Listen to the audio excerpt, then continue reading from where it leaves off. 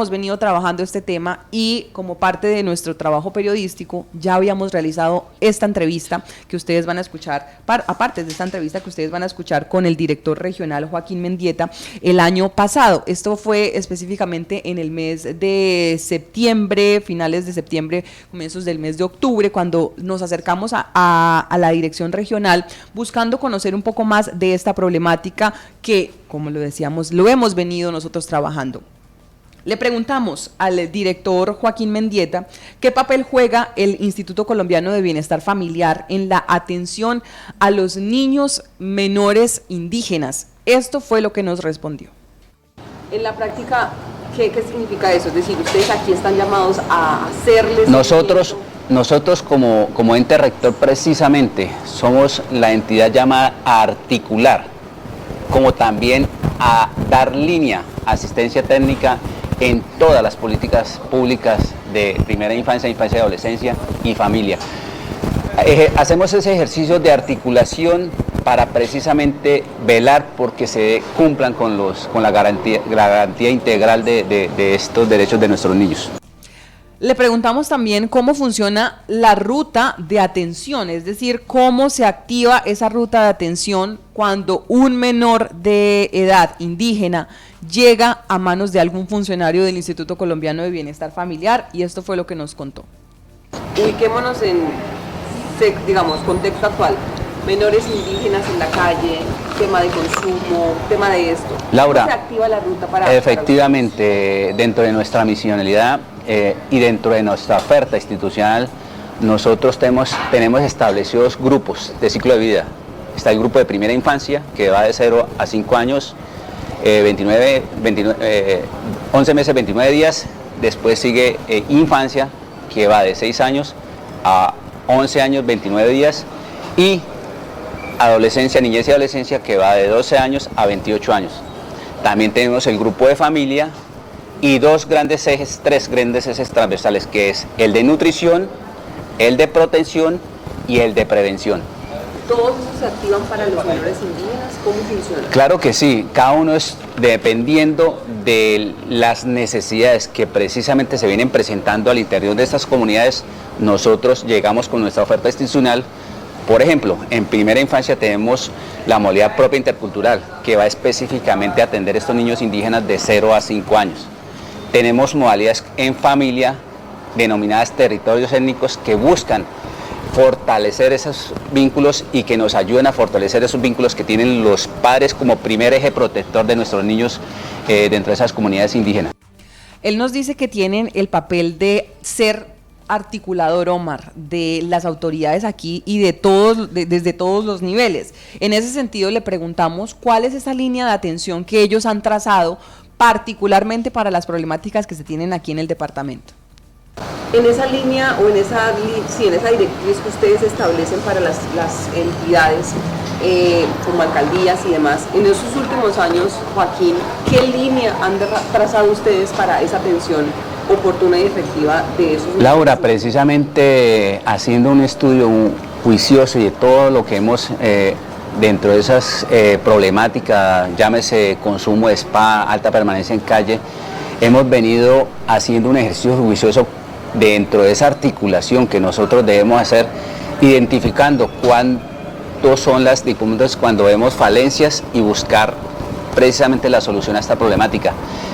Es tal el caso que, digamos, ya como entidad encargada precisamente de buscar solución, ya no buscar culpables, sino en esos espacios allá en el CODPOS, llevar y mirar cómo logramos solucionar, digamos, en cuanto a las competencias que cada una de las entidades tienen, llámese salud, sector educación o unidad de víctimas o... Ahí está Joaquín explicándonos entonces ese papel que se supone ellos juegan a la hora de pedirle resultados a los demás, ¿sí? Estamos como siguiendo, ¿no?, la respuesta la ruta de lo que funciona o de cómo funciona el sistema de bienestar familiar. Pero le preguntamos también sobre ese proceso de restablecimiento de derechos que nos dice él, pues es lo que se sigue cuando los menores llegan al Instituto Colombiano de Bienestar Familiar. Le pregunté particularmente por los menores indígenas, esto fue lo que nos dijo. Dentro de estas actuaciones hay un proceso de restablecimiento de derechos denominado PAR. Este proceso de restablecimiento de derechos lo puede activar cualquier entidad, cualquier persona. Dependiendo del caso que se presente, llámese una inobservancia, una vulneración de derechos, y dependiendo del contexto también, si se da dentro de un hogar o al exterior del hogar, se activa la ruta. La ruta puede iniciar precisamente con Policía de Infancia, quien es la encargada de, de recoger o coger al menor e ingresarlo o traerlo aquí a Bienestar Familiar, y asimismo se activa la ruta con las otras entidades como salud, educación, dependiendo del caso. Pero háblame, llegan una vez aquí a Bienestar Familiar, ¿cómo se define el futuro de ese menor?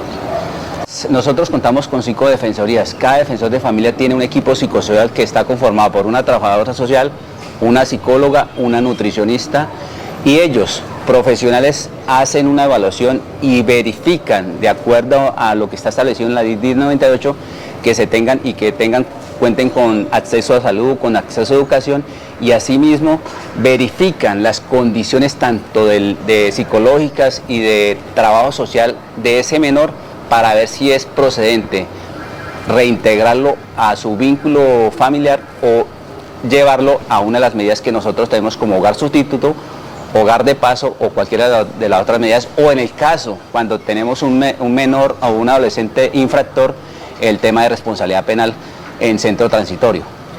¿Existen ese caso, digamos, cuando ustedes hablan de hogar de paso, está en este momento disponible? Precisamente, digamos que esa ha sido una de las dificultades, pero gracias a Dios, ya junto a los 4 alcaldes y a la gobernación hemos podido lograr avances importantes, y ya se cuenta con unos recursos y una adecuación de un sitio para tener estos menores, que digamos no logra solucionar de fondo, pero sí por lo menos dentro de los casos que se nos han venido presentando en estos momentos. Ahí es donde se evidencia lo que hablábamos, Omar, de las falencias en las otras instancias. Es decir, se supone que el Instituto Colombiano de Bienestar Familiar debe llevar a estos niños a un hogar de paso que muchas veces no está disponible, que no existe, que no hay recursos, que no está contratado, que hay, digamos, otras deficiencias que se unen dentro de esta cadena en esa falla de atención. Lo hablábamos frente a este proceso de restablecimiento de derechos con Sandra Pérez, que nos acompañaba antes de la Confluencia de Mujeres, y ella nos decía, el proceso de restablecimiento de derechos pues muchas veces termina siendo una acción con daño, porque el menor que se va por algún tiempo, 3 meses, 6 meses, 1 año, pues es sacado del contexto de su cultura étnica, de su cultura indígena, y cuando él regresa, pues ya no quiere ser indígena, ya no quiere estar en un resguardo, ya no quiere estar desarrollando ese tipo de prácticas, y también recibe el rechazo por parte de su comunidad al estar, digamos, como occidentalizado o al haber aprendido prácticas de Occidente, por decirlo de alguna manera. Esa problemática existe, es real, y entonces ahí es donde uno dice, bueno, pero algo se tiene que cambiar dentro del sistema de atención, porque ¿cuál es el enfoque diferencial? Si estamos hablando de enfoque diferencial para esas comunidades, ¿cuál es el enfoque diferencial?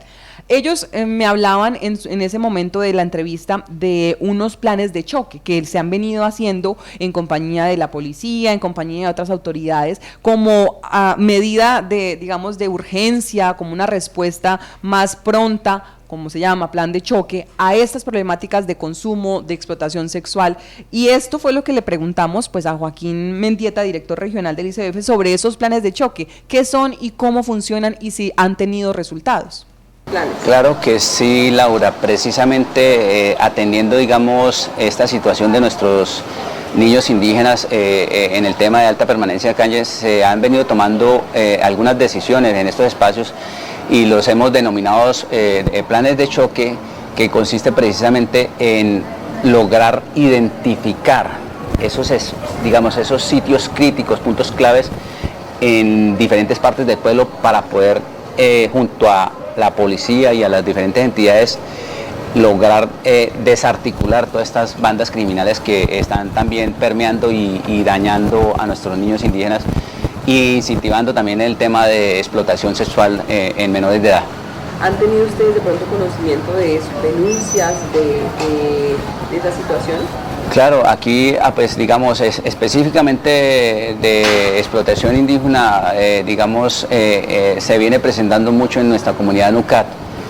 Ya se tienen conocimiento y denuncias que ya precisamente las entidades como la Fiscalía y la Policía y las entidades competentes están precisamente haciendo lo pertinente para, digamos, desmantelar y desarticular estas bandas criminales aquí en el departamento del Guaviare.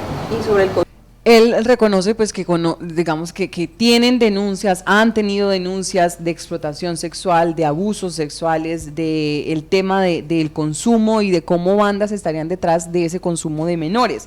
Yo le pregunto ya para finalizar, Omar, ¿qué pasa y qué piensan ellos cuando todos acá en el departamento del Guaviare decimos, bueno, pero ¿dónde está el ICBF? ¿Qué es lo que está haciendo el ICBF? Esta fue la pregunta y esta fue la respuesta del director regional. Todos hablamos aquí en el Guaviare y uno escucha, no, es que los niños están en la calle, pero ¿dónde está el bienestar? ¿Ustedes cómo se sienten? Claro que sí, Laura, precisamente, digamos, usted lo acaba de decir, siempre que se mencionan a problemas o, digamos, situaciones que tienen que ver con vulneración de derechos de nuestros niños, automáticamente bienestar social, y de hecho nosotros somos la entidad llamada dentro de nuestra misionería precisamente a responder. Pero ojo, aquí es donde yo quiero que quede claro, esto es un tema de corresponsabilidad, sin querer decir que es que nosotros no tengamos que hacer nuestra parte, pero aquí hay un tema de que todas las entidades que hacen parte de este Sistema Nacional de Bienestar Familiar tienen que hacer su parte y ejecutar también sus diferentes misionalidades dentro de sus competencias. Sin embargo, hemos visto que en los últimos años se ha deteriorado mucho las comunidades indígenas, esa atención a menores. ¿Qué creen ustedes desde el instituto que pueda estar fallando en esa articulación?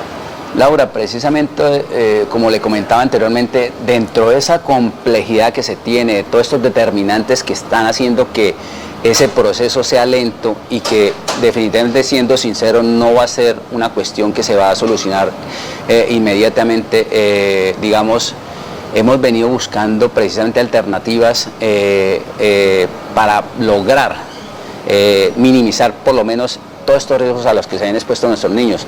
Dentro de estos espacios, como le comentaba, hemos tomado decisiones que se vienen implementando con unos planes de acción que efectivamente nos han dado resultado. Ahí está entonces las respuestas del director regional Joaquín Mendieta del Instituto Colombiano de Bienestar Familiar. Omar, yo creo que una de las entidades de la cual esperamos mayores respuestas después de esta situación y después de la visita incluso que hizo la directora nacional el día de ayer. Ella anunció su visita el día sábado. De hecho, tenemos algunas fotografías de esas reuniones en las que estuvo participando con personal de la regional, pero también con esas mesas que estuvieron teniendo con las autoridades locales. Allí pues estamos a la espera justamente de algún pronunciamiento oficial por parte del nivel central pues del Instituto Colombiano de Bienestar Familiar frente a estos casos que han hecho ellos en estos últimos años para minimizar esta problemática de abuso sexual en menores indígenas, pero también ¿qué ha pasado con esas denuncias? Hoy está enfrentando el director regional Joaquín Mendieta una investigación que abre la Procuraduría o que anuncia la Procuraduría, porque pues después de este reportaje de Univisión, dice el comunicado de la Procuraduría que se asume o que se puede concluir que estaba enterado de estos hechos y omitió sus deberes funcionales que le imponen tomar medidas urgentes frente al restablecimiento de derechos de dichos menores y presentar las respectivas denuncias. Ahora tendrá él que demostrar que sí lo hizo en su momento, que sí activaron alguna ruta o lo que sea que la Procuraduría le vaya a preguntar el próximo 23 de enero de 2023. Con este panorama y sobre todo con la expectativa de lo que vaya a pasar en el día de hoy con las declaraciones de las autoridades nacionales, pues estamos comenzando esta semana.